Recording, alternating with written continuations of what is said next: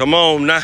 As one Crookshank, your one and only Move Swiftly speaker, checking in for a daily Move Swiftly thought, giving you a perspective on teamwork that you will not get anywhere else. Where we do not teach you to rise to the occasion here. What we do teach you is how to fall to your level of preparation. Woke up a little later morning than I usually do because I was battling some congestion yesterday. I was just absolutely out of it. Listen to me. Yesterday was one of those days that I look up one day. One of the mansions overseeing businesses did what it is I needed to do professionally and say a day like yesterday is why you deserve all the blessings that's coming your way.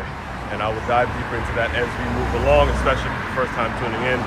This is what we do here day in and day out. Be sure you like it, comment, and subscribe, and sharing the channel out so anyone who simply needs it. Period, point blank, end of sentence, all right?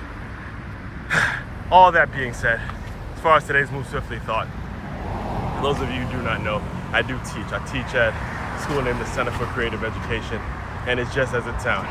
It is a center for creative education, all right? So a couple things went down between today and tomorrow, especially since I'm recording this in the middle of June, where school years are ending. We happen to be a year-round school, but a lot of things are happening towards the end of the school year. So between today and tomorrow, there's going to be some things that I had watched, seen, and witnessed being a teacher and educator at this particular school, all right, out here in West Palm Beach.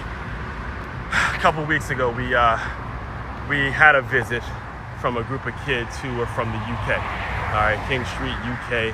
They came out to West Palm Beach, and we gave them a great Florida experience. They stayed at the Hampton Inn out there in downtown Palm Beach. You know, they did a lot of things with us. It was a whole week of projects, really all of it kind of cultivating and centered around this whole idea of water conservation and cleaning up the environment, all that stuff. So, you know, we started off with a day in which we went to a restaurant. That first day was more just food, getting to know each other. But the next day, we did a lot of like water conservation stuff. We went to Hope Sound. We checked out animals. We saved little critters and stuff like that. A lot of fun stuff, right? So the main thing, the reason I'm bringing all this up, and I did a whole segment on that. It's called Day 1, Day 2, Day 3. You can go look it up on this very channel, right? So the major thing, and in my opinion, the best thing that we did was when we all participated in a beach cleanup. Did a beach cleanup. It wasn't too far from actually where President Trump resides. So it was a private beach, and we did a whole cleanup there. We picked up all sorts of trash and plastic, all sorts of things that we picked up at the beach, and we brought it back to the school. Now, here's the point of me bringing all this up to you guys, because one of the highlights, one of my favorite parts about being an educator there is the fact that I get to be around other creative artists. And me, by nature, I'm a creative by nature. That's just what I'm naturally born to do. And shout out to Dr. Susan and Ms. Marsha, because I remember actually I was telling Dr. Susan on the way back when we were bringing all the trash back to the school, I was like, I cannot wait to see what Miss Marsha does with this. I cannot wait to see when she puts her creative juices to flow and, you know, she really puts something together and what she's gonna make with the trash, because all the trash they collected, we weren't sure what we were gonna do with it yet. And, you know, they were gonna make some project, and I knew Marsha was gonna come up with something great.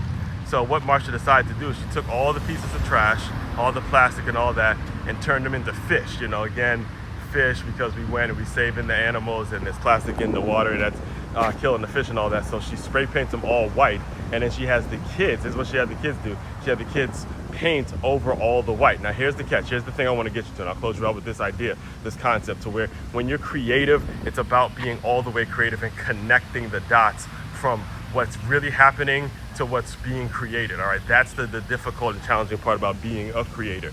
All right, so what she did to do that, what she did a magnificent job at, in my opinion, is instead of having the kids color these fish, these bright colors and happy colors and all that, it's not what she did. She said, no, I want you guys coloring it some dark, moody, you know, like really dark blue, dark purples, you know, like they're bruised, like they're hurt. So as you can see, I'll put the thumbnail there. You know, she created the fish that look hurt and tired because of the water conservation, and it's meant to send the message that, hey, we got to do a better job in keeping our environment clean. Period, point blank, end of sentence.